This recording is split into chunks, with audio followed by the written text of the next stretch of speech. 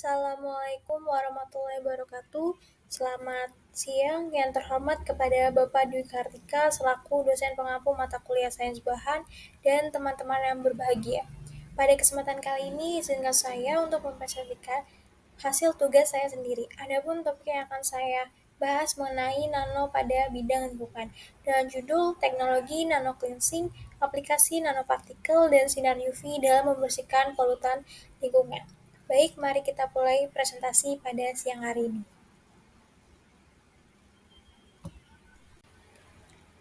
Seperti yang teman-teman ketahui, ancaman serius yang dihadapi lingkungan laut kita adalah sampah plastik Indonesia. Sebagai peringkat kedua penyumbang sampah plastik ke laut di dunia, dengan jumlah mencapai 187,2 juta ton, hanya berada di bawah Cina. Sampah plastik yang pada dasarnya berasal dari bahan kimia telah menyebabkan kerusakan ekosistem laut yang serius. Pencemaran oleh limbah plastik mengancam kehidupan laut dan kesehatan manusia. Maka dari itu diperlukan tindakan segera. Selanjutnya, pendahuluan. Pencemaran lingkungan oleh bahan kimia menjadi perhatian global karena dampak seriusnya terhadap kesehatan manusia dan kelestarian lingkungan. Nanoteknologi dengan fokus pada nanopartikel responsif cahaya yang terbuat dari kopolimer blok PEG BPLA menawarkan solusi potensial untuk remediasi lingkungan. Nanopartikel ini dapat digunakan dalam proses fotokatalisis dan fotodegradasi, memungkinkan untuk mengurangi kontaminan kimia menjadi senyawa yang lebih aman menggunakan energi cahaya. Selain itu, mereka juga berguna dalam pengembangan sensor lingkungan untuk mendeteksi dan memantau konsentrasi bahan kimia berbahaya.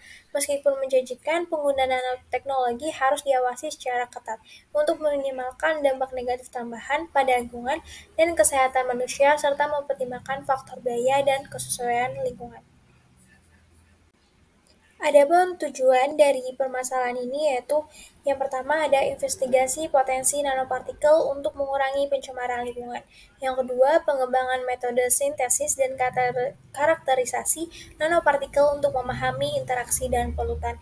Yang ketiga, evaluasi kemampuan nanopartikel dalam menghilangkan polutan dan dampaknya. Yang keempat, penelitian aplikasi nanopartikel dalam remediasi lingkungan dengan memperhatikan aspek teknis, ekonomi, dan regulasi.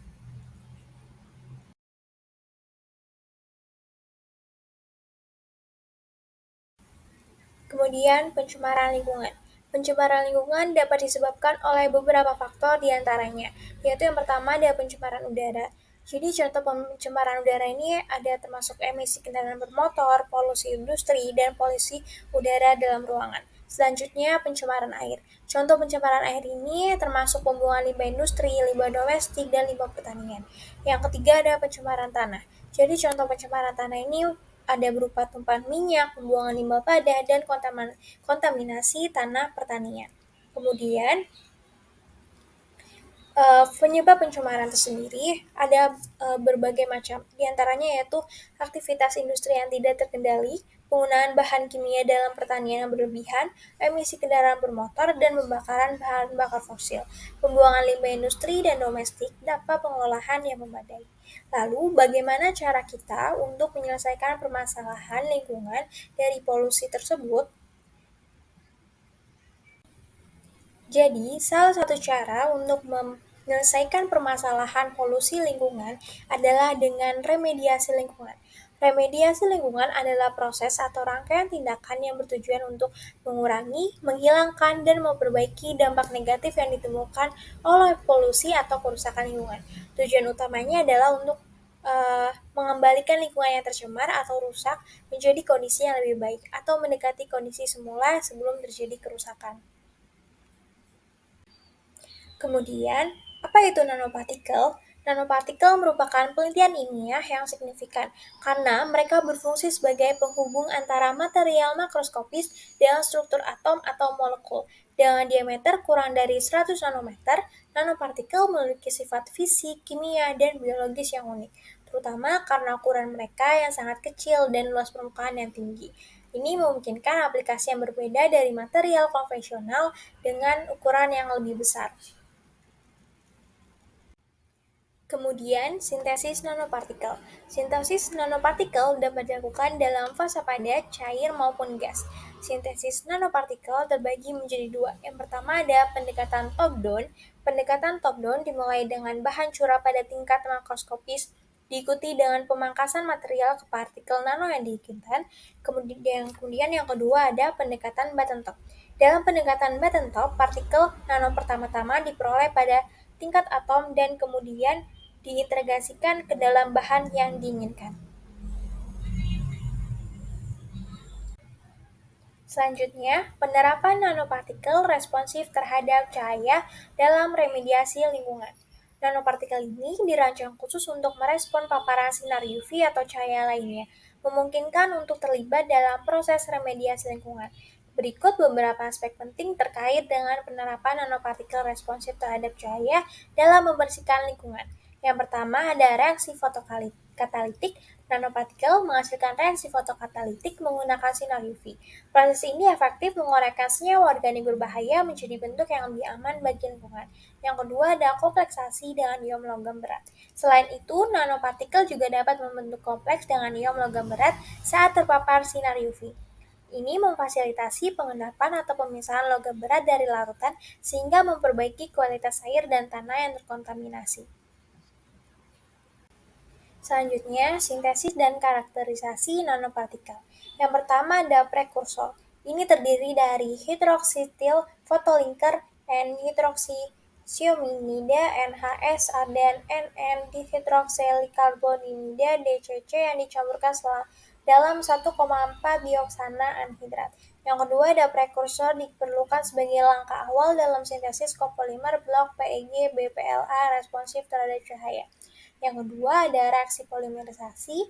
Yang pertama, proses di mana molekul-molekul digabungkan untuk membentuk rantai polimer. Prekursor digunakan dalam reaksi polimerisasi untuk menghasilkan kopolimer blok PEG BPLA. Tahap ini melibatkan penambahan O2-aminoetil O-methylpolyethylene glikol dan natrium bikarbonat ke dalam prekursor, diikuti oleh pengeringan, ekstraksi dengan dikloromethiletana, dan kristelisasi untuk memurnikan produk. Yang ketiga ada karakterisasi polimer. Yang pertama melibatkan analisis berat molekul, analisis termal, dan spektroskopi. Analisis berat molekul memberikan informasi tentang ukuran molekul polimer. Analisis termal mengidentifikasi titik lele dan dekomposisi. Spektroskopi digunakan untuk mengidentifikasi ikatan kimia dalam polimer. Yang keempat ada persiapan nanopartikel. Menggunakan metode nanopresipitasi dengan memvariasikan jumlah kopolimer blok PEG BPLA, ukuran dan bentuk nanopartikel divariasikan dengan mengubah rasio PEG BPLA terhadap PLA atau LGA. Yang kelima ada karakterisasi nanopartikel, melibatkan pengukuran, ukuran, bentuk, dan komposisi kimia partikel. Teknik mikroskopi digunakan untuk visualisasi ukuran dan bentuknya. Analisis kimia seperti spektroskopi X-ray dan spektroskopi VTIR untuk memahami komposisi dan struktur permukaan nanopartikel.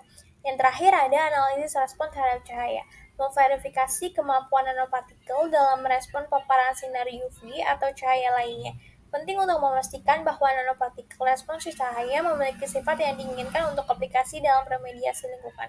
Respon terhadap cahaya dapat diukur dengan mengamati perubahan struktur aktivitas fotokatalitik atau fluoresensi nanopartikel dalam paparan cahaya. Selanjutnya, dalam remediasi lingkungan, interaksi antara nanopartikel dan bahan kimia memiliki peran penting dalam ekstraksi dan fotodegradasi polutan. Berikut ini adalah poin-poin penting. Yang pertama ada ekstraksi polutan. Nanopartikel dapat berinteraksi dengan polutan dan melalui mekanisme fisik dan kimia terutama melalui absorpsi. Sifat permukaan nanopartikel seperti kelompok fungsional seperti hidroksil atau amina mempengaruhi kemampuan absorpsi terhadap polutan. Ukuran nanopartikel yang sangat kecil memungkinkan penetrasi yang lebih baik ke dalam matriks polutan, meningkatkan efisiensi ekstraksi. Kemudian yang kedua ada interaksi dengan logam berat. Dalam kasus ekstraksi dan fotodegradasi logam berat, nanopartikel dapat berinteraksi secara khusus dengan ion logam dalam larutan. Nanopartikel responsif cahaya dapat membentuk kompleks dengan ion logam berat melalui berbagai mekanisme, termasuk absorpsi, permukaan, dan pertukaran ion. Paparan sinar UV dapat merangsang reaksi fotokatalitik atau perubahan struktur nanopartikel yang mempengaruhi interaksi mereka dengan ion logam berat. Yang terakhir ada fotodegradasi polutan. Nanopartikel responsif terhadap cahaya seperti yang sensitif terhadap sinar UV digunakan sebagai katalis dalam reaksi fotokatalitik untuk menguraikan polutan organik. Polutan menempel pada permukaan nanopartikel atau terabsorpsi ke dalam matriks nanopartikel. Kemudian, paparan sinar UV merangsang nanopartikel untuk menghasilkan radikal bebas atau spesies reaktif lainnya. Interaksi ini mengakibatkan polutan diubah menjadi produk yang lebih sederhana atau tidak berbahaya. Selanjutnya, evaluasi efektivitas dan keamanan nanopartikel dalam remediasi lingkungan. Penerapan nanopartikel memerlukan evaluasi resiko toksisitas, mobilitas, dan dampak jangka panjang. Regulasi ketat diperlukan untuk penggunaan yang aman dan pengawasan pelepasan agar mengurangi resiko pencemaran. Yang pertama, dari segi efektivitas. Nanopartikel responsif terhadap cahaya telah terbukti efektif dalam menghilangkan polutan organik dan anorganik dari air dan tanah. Kemampuan fotokatalitik nanopartikel membantu menguraikan senyawa berbahaya menjadi bentuk yang lebih aman. Mereka juga efektif dalam mengekstraksi polutan dari lingkungan dan membentuk kompleks dengan senyawa kimia tertentu. Meningkatkan efisiensi proses ekstraksi, meskipun beberapa polutan mungkin hanya mengalami degradasi parsial, ini masih dapat mengurangi tingkat keberadaan polutan yang berbahaya. Kedua, dalam hal keamanan, risiko toksisitas nanopartikel terhadap organisme hidup merupakan kekhawatiran terutama. Meskipun bahan seperti PEG, PLA, atau PLG yang digunakan dalam sintesis nanopartikel dianggap relatif aman dalam aplikasi biomedis manusia, potensi toksisitas dari bahan kimia lain yang digunakan atau terlepas dari nanopartikel dalam lingkungan masih memerlukan penelitian lebih lanjut. Dampak dan jangka panjang dari paparan nanopartikel terhadap lingkungan, termasuk pencemaran tanah dan air, juga perlu dipertimbangkan dengan serius. Baik, yang terakhir, kesimpulan. Nanopartikel polimer yang responsif terhadap cahaya menjanjikan untuk remediasi lingkungan. Mereka memiliki keunggulan seperti rasio permukaan terhadap volume yang tinggi, stabilitas koloid, dan kemampuan untuk merespons stimulus eksternal. Penggunaan cahaya untuk memicu pengendapan nanopartikel menawarkan keuntungan tambahan. Secara keseluruhan, penerapan nanopartikel fotoresponsif dalam remediasi lingkungan layak untuk dieksplorasi lebih lanjut dalam penelitian dan aplikasi praktis. Mungkin cukup sekian presentasi dari saya. Bila ada kesalahan, mohon dimaafkan. Wassalamualaikum warahmatullahi wabarakatuh.